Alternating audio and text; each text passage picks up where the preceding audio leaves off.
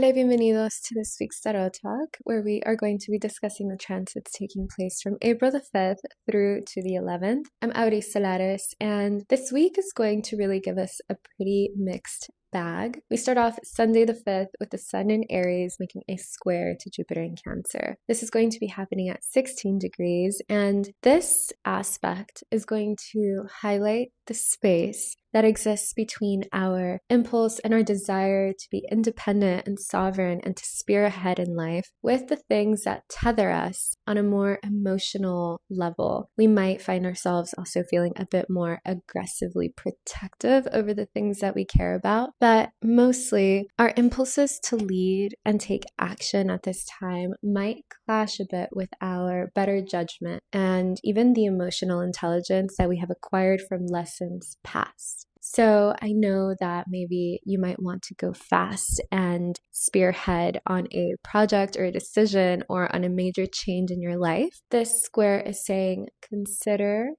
the container that keeps you safe to begin with before you go out and do something reckless. Consider what you might be jeopardizing in going fast as opposed to taking a beat. And I'm not saying don't be daring. I'm not saying don't take a risk, but calculate it. Calculated risks are everything, especially in this moment in time. This is an energy that says, yes, be fearless, but do not close your heart or lose your empathy in the process. And so if it's showing up in a interpersonal level, then this isn't to say sacrifice your ambitions for the people that are in your life. This is possibly more so pointing to consider how your ambitions are impacting the people in your life and even just acknowledge it. And from that place, you can check in with your own ethics and your own values and say, do I still want to make this leap? Do I still want to charge forward? Do I need to recalibrate a little bit? I'm still going to go out and do the thing, but where can I be more self-aware? Where can I be more emotionally intelligent about how I am moving, as opposed to burning bridges that connect me to people and relationships and systems that I genuinely really care about? On Monday the 6th, we then have Venus in Tauro making a sextile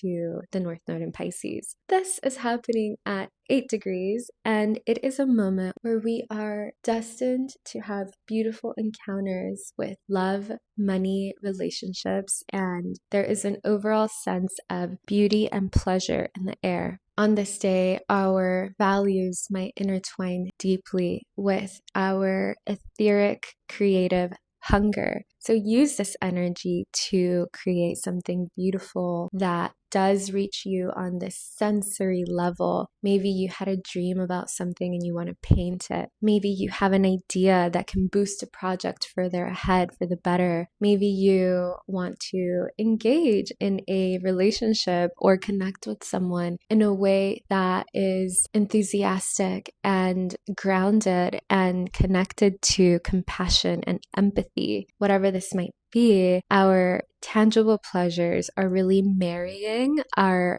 horizons in our imaginal realms. So there's a lot to play with in this influence. There's a lot to play with here. And I don't think that there's necessarily a good or bad way to go about experimenting with this aspect. I think that the worst that you can do is sit on it and not do anything with it. That's how pretty it is. That's how beautiful it is, especially amidst this week that does throw kind of a lot our way. And none of it is super bad. None of it is super great. But if I was going to choose an aspect in this week that I'm obsessed with, it's going to be Monday. So use Monday to start something really beautiful, really amazing that will be constructed for your values, your stability, and your creativity in the long term. On Wednesday the 8th, we have Mars in Pisces making a sextile to Uranus in Tauro. This is going to be happening at 29 degrees. And so when Mars and Uranus collide, it is loud, it is fast, it is explosive. It can be accident prone or it can really propel things forward. Because a sextile is a positive but tempered aspect, this feels like a very productive conversation between Mars and Uranus. So there might be something in this day where you might see tremendous innovation and movement and advancement forward in our imaginings and our capacity to bring in a idea or to even move from a more compassionate place that brings about breakthroughs in our foundation of belief systems or in our foundation of how we live through life and how we acquire resources. Moving intuitively is very Mars and Pisces, and sometimes that can get us into a little bit of trouble. But with this Wednesday alignment, moving from your intuition could actually shake up something old and stagnant that needs to be released and bring in something new to flavor and color your reality from this lens of look at what's possible when you move from your gut. So if you've been getting an impulse to say, wake up at 5 a.m., drive to the park and look at the sunrise, go do that. And go one full day listening to your intuition, just as an experiment. If anything ever starts to feel dangerous or weird, you can always pause, especially if you are listening to your intuition for the first time at this level. But otherwise, see where it takes you, because it can really shake up your entire sense of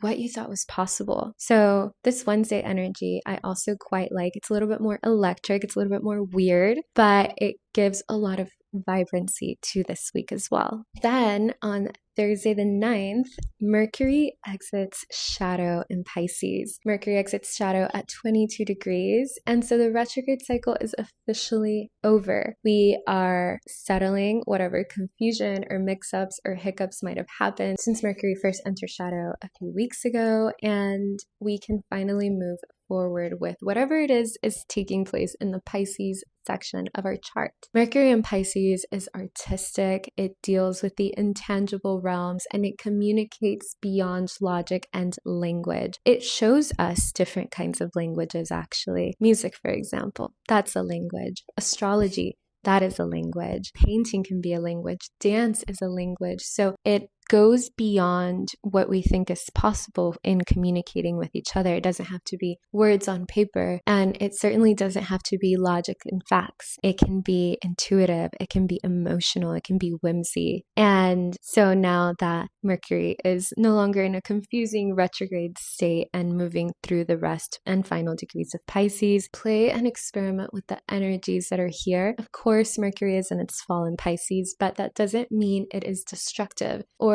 harmful. It often means that it is going to show us something cool, weird, and extraordinary that, if you use these energies wisely, can help you give birth to something that would even surprise yourself. So happy official retrograde in Pisces, Mercury being over. This is a really beautiful influence, I think, as we go into the rest of the week, especially because Mars is officially leaving Pisces as well and going into its domicile of Aries. Mars loves to be in Aries. This is one of Mars's houses besides Scorpio, and Mars is also exalted in Capricorn, but it primarily rules Aries and Scorpio. And so now that Mars is all powerful again, it is going to have its way in the Aries section of our chart. Mars is known as one of the malefics. It is one of the more challenging planets in astrology alongside Saturn, and Saturn is also in Aries. Saturn is in its fallen Aries, meaning it doesn't do so good. But remember what I said about fallen planets, like Mercury. Being in Pisces doesn't have to be destructive. It means it gets creative about how it brings something forward. And Saturn right now is changing the way that it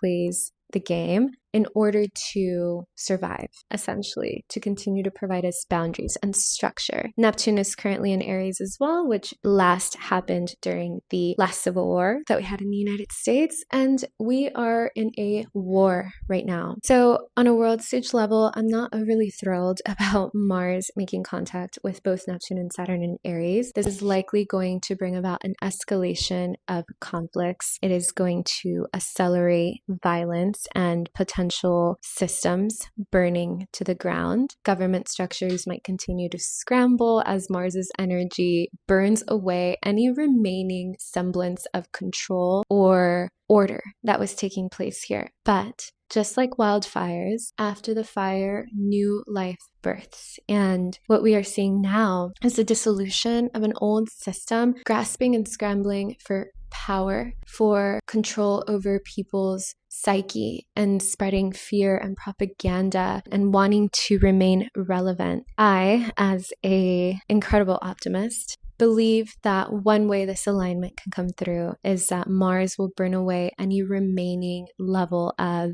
the old system to bring in something new, something fresh, something constructive. I'm going to use a politician as an example here, and I wouldn't typically glorify a politician, and I'm not doing that here. Again, it's just a really good example of Saturn being in Aries and how it can be constructive. Saran Mamdani, he's really young, and throughout his running for New York mayor, his age and his lack of experience were consistently brought up. They were thrown at his face, and he won. And being one of the youngest elected officials who has very little experience being the mayor of New York, has accomplished already so much that has been constructive and helpful to New Yorkers. He is somebody that I believe a lot of people are looking to for hope of what a strong leader looks like. And yes, he's young, but that is quite literally what is necessary sometimes, especially when a system is so old and stuck in its ways that it's no longer paying attention to the very people that it's meant to support. So I'm not saying that Mars here is going to accelerate that change in how we see leaders, but it could be a manifestation of that. On a personal level, your patience might be tested. Saturn here is asking you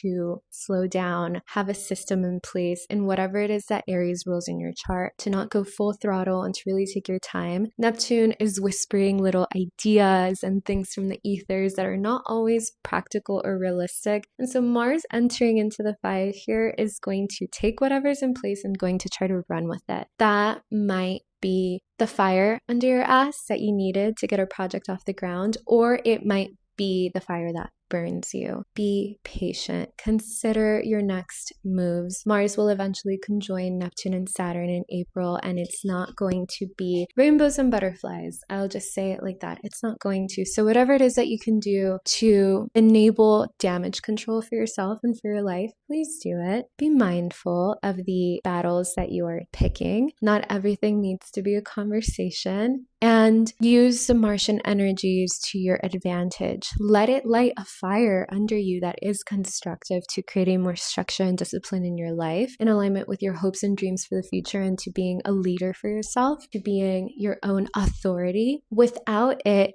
hurting others, without it being delusional, without it being reckless and destroying the boundaries that keep us safe in life, or that are necessary for us to have community or to have some semblance of support in our day-to-day. I think Mars and Aries will be a very interesting transit. It is strong here. It is stronger than Saturn. It is stronger than Neptune. Venus is currently strong as well, as she is in Tauro. Jupiter is exalted in Cancer still. So we have at least 3 planets currently that are in a really good standing in the sky. So we're going to be looking a lot to Jupiter, Venus, and Mars throughout these next couple of weeks. For now, use this week to experiment, to play with something in a really beautiful and magnetic way. Temper it, be meticulous, be efficient, have a level of foresight that is rooted from the emotional intelligence acquired from your previous experiences, and move forward with the confidence of knowing that there's no rush. It's not a race. It's a marathon. And whatever it is that you feel strongly about, being a romantic relationship, be it a fitness goal, be it a career move, be it more independence or more confidence or more sovereignty, whatever it is, there's no finish line in sight. It is just life. And nothing is ever worth sacrificing your health or your loved ones or your relationship with your loved ones in order to get there faster. So I'm going to sprinkle a lot of temperance into this week, because there is a lot of encouragement, but there is also that yellow light saying slow down. But I hope that this was helpful. If you would be so interested in understanding how the stars in the current sky communicate with the stars in your own chart, please check out audisolaris.net, where I offer different one-on-one consultations. I would love to talk stars with you. Otherwise, I will see you next week, and I am sending you in the meantime mucha magia, mucho amor, and until then, cuídense.